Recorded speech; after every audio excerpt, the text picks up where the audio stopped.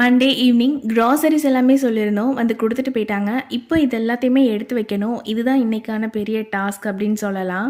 So நாங்க வந்து monthly once மட்டும் தான் கிராசரிஸ்க்காக ஷாப் பண்றது. ஒரு திங்ஸ் முடிஞ்சதுக்கப்புறம் வாங்கிக்கலாம் அப்படின்னு பார்க்கும்போது காசு எக்ஸ்ட்ரா போற மாதிரி இருக்கு. ஒவ்வொரு மாசமும் நிறைய செலவு வந்துட்டு இருக்கும். அதுல கிராசரிஸ் வாங்குறது மெயினான செலவா இருக்கும். ஸோ கிராசரிஸ் வாங்குறதுக்காகவே ஒரு அமௌண்ட் நாங்க ஃபிக்ஸ் பண்ணி வச்சிருக்கோம்.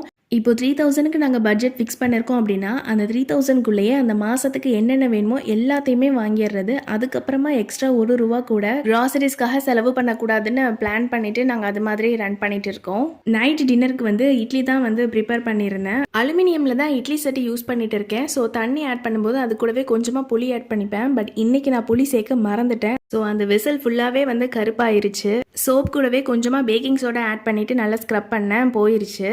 ஸோ அன்னைக்கு நைட் டின்னருக்கு வந்து சூடா இட்லி கூடவே ஆஃப்டர்நூன் பண்ண ப்ரான்ஸ் கிரேவி வச்சு என்னோட டின்னரை கம்ப்ளீட் பண்ணிட்டேன்.